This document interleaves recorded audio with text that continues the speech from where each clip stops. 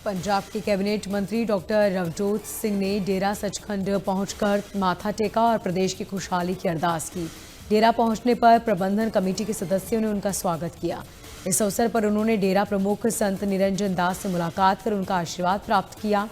मंत्री ने कहा कि धार्मिक स्थलों पर आकर सकारात्मक ऊर्जा मिलती है और समाज में भाईचारे और सद्भाव का संदेश आता है।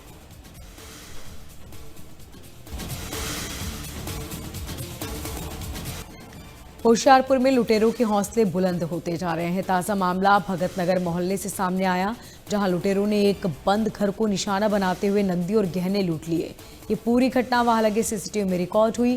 पुलिस फुटेज के आधार पर आरोपियों की तलाश में जुट गई।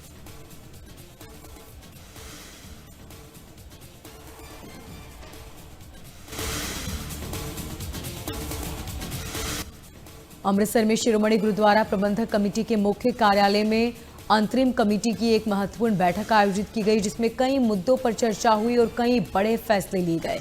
इस बीच ज्ञानी रघुवीर सिंह को 72 घंटे के अंदर अपने आरोपों के समर्थन में लिखित सबूत पेश करने का नोटिस जारी किया गया।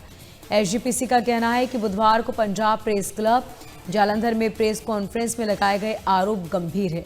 अगर तय समय में जवाब नहीं मिला तो जरूरी कार्रवाई की जाएगी।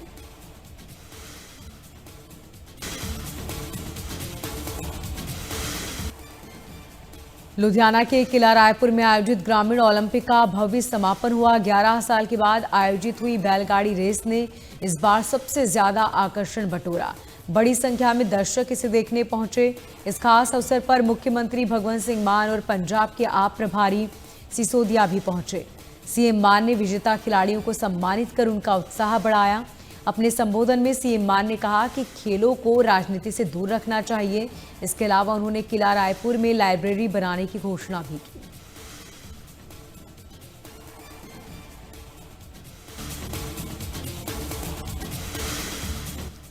केंद्रीय रेल मंत्रालय ने रेलवे का नया संशोधित शेड्यूल जारी किया। शेड्यूल में दिल्ली फिरोजपुर के बीच चलने वाली वंदे भारत ट्रेन का नया स्टाफ बरनाला को बनाया गया। इस बात की जानकारी केंद्रीय रेल राज्य मंत्री रवनीत सिंह बिट्टू ने सोशल मीडिया अकाउंट एक्स पर दी।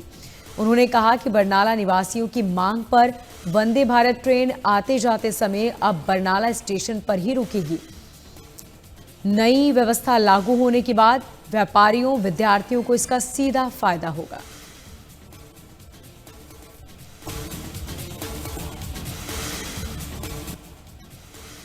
लुधियाना के पास बाइक चोरी करने वाले 3 चोरों को लोगों ने पकड़ लिया। आपको बता दें कि बाइक चोरी होने के बाद सीसीटीवी चेकिंग की गई। सीसीटीवी से चोरों की पहचान के बाद उन्हें लोगों ने पकड़ लिया और पुलिस के हवाले किया।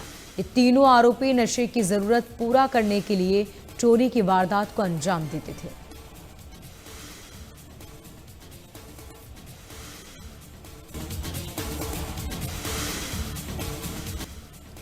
पंजाब के खिलाफ चलाए जा रहे अभियान के तहत फिरोजपुर पुलिस को बड़ी सफलता मिली। पुलिस ने 6 किलो हेरोइन के साथ एक नशा तस्कर को गिरफ्तार किया। आरोपी ने ये हेरोइन ड्रोन के जरिए पाकिस्तान से मंगवाई थी। पुलिस के मुताबिक आरोपी पर पहले भी कई मामले दर्ज हैं। फिलहाल पुलिस आरोपी से पूछताछ कर पूरे नेटवर्क की जांच कर रही है।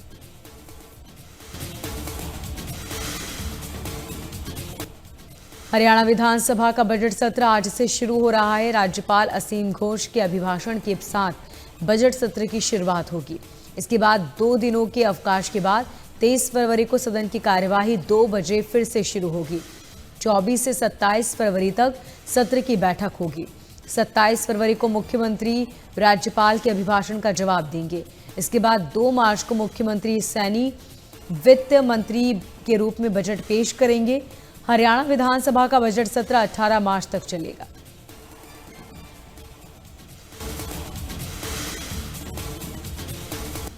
हरियाणा विधानसभा बजट सत्र से पहले चंडीगढ़ में बीएसी की बैठक हुई, जिसमें मुख्यमंत्री सैनी, नेता प्रतिपक्ष समेत कई नेता शामिल हुए।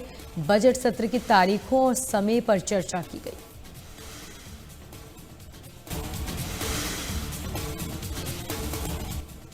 हरियाणा विधानसभा के बजट सत्र से पहले चंडीगढ़ में कांग्रेस विधायक दल की बैठक हुई। नेता प्रतिपक्ष भूपेंद्र सिंह हुड्डा की अध्यक्षता में बजट सत्र को लेकर रणनीति बनाई गई। नेता प्रतिपक्ष भूपेंद्र सिंह हुड्डा ने कहा कि कांग्रेस विधायक दल में बजट सत्र को लेकर चर्चा की गई। साथ ही कहा कि बजट सत्र में कानून व्यवस्था, जलभराव, पेंशन का मुद्दा बजट सत्र में उठाया जाएगा।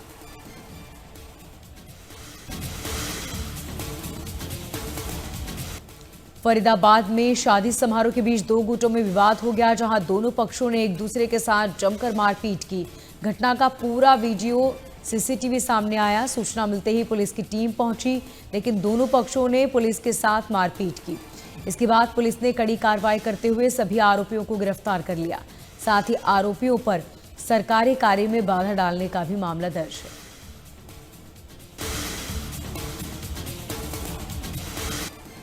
रेवाड़ी में पूर्व फौजी महाराज की हत्या की गुत्थी को पुलिस ने सुलझा लिया। पुलिस ने 2 युवकों को गिरफ्तार किया। दोनों आरोपियों ने 28 जनवरी को पहले महाराज को शराब लाकर दी, उसके बाद हत्या कर दी। घर से सोने चांदी के गहने और केश भी सारे लेकर चोर फरार हो गए। राष्ट्रीय स्वयंसेवक संघ के सरसंघ चालक मोहन भागवत 2 दिवसीय मेरठ दौरे पर। मोहन भागवत आज और कल कई संवाद कार्यक्रम में शामिल होंगे। संवाद कार्यक्रमों में 28 जिलों के प्रबुद्धजन शामिल होंगे। इनके साथ मोहन भागवत बातचीत करेंगे। बताया जा रहा है कि आरएसएस प्रमुख आज खेल जगत से जुड़े लोगों के साथ संवाद करेंगे। क्रिकेटर सुरेश रैना, भुवनेश्वर कुमार इस संवाद कार्यक्रम में शामिल हो सकते हैं। वहीं कल भी वो लोगों के साथ संवाद करेंगे। आपको बता दें कि आरएसएस द्वारा शताब्दी वर्ष के अवसर पर देश भर में कार्यक्रम किए जा रहे हैं।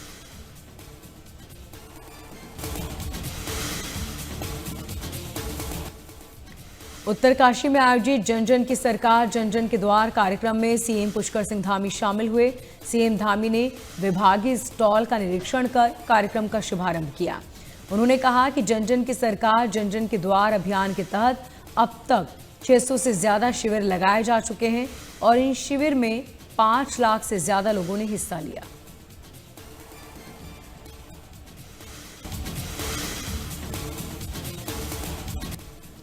उत्तराखंड पुलिस के डीजीपी दीपम सेठ ने लोक भवन में राज्यपाल गुरमीत सिंह से उनके आवास पर मुलाकात की। इस बीच डीजीपी ने राज्यपाल को 4 धाम यात्रा की तैयारियों और आगामी कुंभ मेले के लिए सुरक्षा व्यवस्थाओं की जानकारी दी।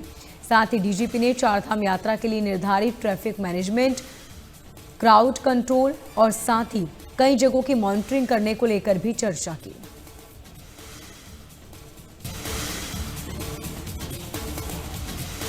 लॉरेंस बिश्नोई गैंग से जुड़ी एक महिला सदस्य को पुलिस ने गिरफ्तार कर लिया। महिला की पहचान खुशनुमा अंसारी उर्फ नेहा के रूप में हुई, जिसे गैंग में मैडम जहर के नाम से जाना जाता था। मैडम जहर पर ड्रग्स सिंडिकेट से जुड़े होने के आरोप हैं। पुलिस के मुताबिक नेहा कथित रूप से गैंग के सदस्य बॉबी कबूतर उर्फ महफूज की करीबी सहयोगी है। बॉबी कबूतर पर अवैध हथियारों की सप्लाई से जुड़े होने के आरोप हैं।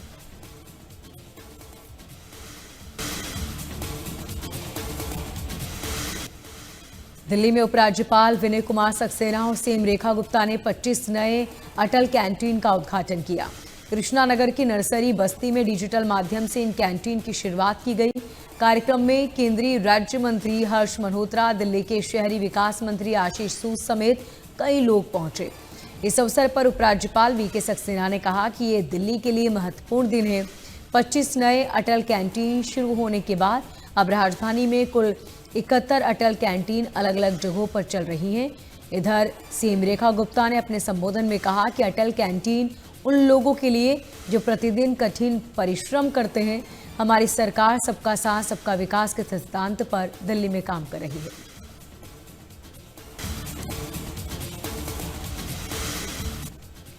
दिल्ली में वैश्विक एआई इम्पैक्ट समिट 2026 आयोजित किया जा रहा है। समिट में दुनिया भर के लगभग 20 नेता शामिल हुए। इसी कड़ी में सर्बिया गणराज्य के राष्ट्रपति वुसिक ने राष्ट्रपति मुर्मू से मुलाकात की। दोनों नेताओं ने भारत सर्बिया के बीच निर्माण, कृषि, पर्यटन, शिक्षा जैसे आपसी सहयोग मुद्दों पर बातचीत की है। वहीं राष्ट्रपति मुर्मू ने एआई इम्पैक्ट समिट में भाग लेने के लिए राष्ट्रपति वुसिक का आभार व्यक्त किया। उन्होंने कहा कि एआई एक ऐसा क्षेत्र जहां भारत और सर्बिया भविष्य में अपने सहयोग को और मजबूत कर सकते हैं।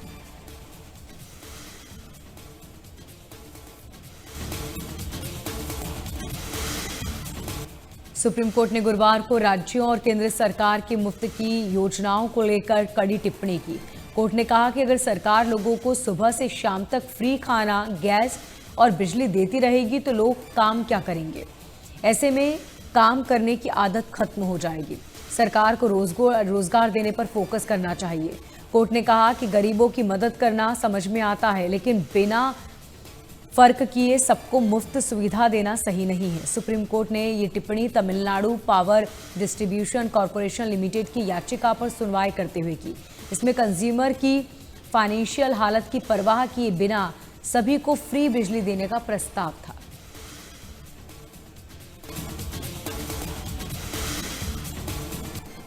चंडीगढ़ में हर साल लगने वाला रोज फेस्टिवल आज से शुरू होने वाला है। सेक्टर 16 स्थित रोज फेस्टिवल में ये फेस्टिवल 22 फरवरी तक चलेगा। इसको लेकर चंडीगढ़ ट्रैफिक पुलिस ने विशेष एडवाइजरी जारी की। पहली बार पूरे फेस्टिवल का जिम्मा एक ही प्राइवेट एजेंसी को दिया गया। इस बार फेस्टिवल में कई नए कार्यक्रम जोड़े गए। 2 साल से बंद काइट फ्लाइंग को फिर से शुरू किया गया। साथ ही डांसिंग प्रतियोगिताएं भी एक बार फिर से पहली बार आयोजित की जाएगी। फेस्टिवल में किड्स जोन बनाया गया। इनमें 20 तरह के झूले होंगे। साथ ही 2 बड़े फूड स्टॉल भी लगाए जाएंगे।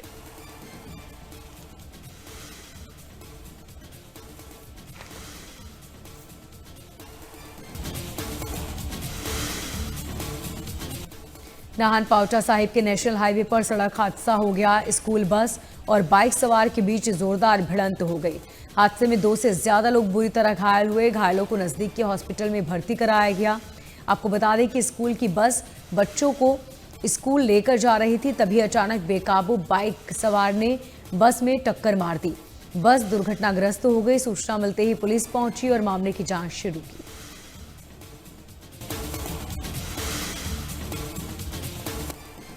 बिलासपुर में मार्च में आयोजित होने वाले ऐतिहासिक नलवाड़ी मेला की कुश्ती प्रतियोगिता की तैयारियां जोरों पर हैं। कुश्ती को सफल बनाने के लिए एक बैठक आयोजित की गई। इसमें विभिन्न व्यवस्थाओं और प्रतियोगिता की श्रेणियों को लेकर विस्तार से चर्चा हुई। इस प्रतियोगिता में हिमाचल प्रदेश के साथ साथ अन्य राज्यों के नामी पहलवान भी हिस्सा लेंगे।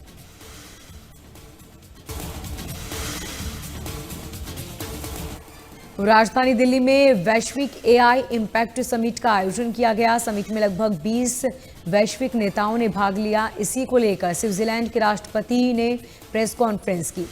उन्होंने कहा कि स्विट्जरलैंड अगले साल राजधानी जिनेवा में आयोजित होने वाले एआई शिखर सम्मेलन के अगले संस्करण की मेजबानी करेगा।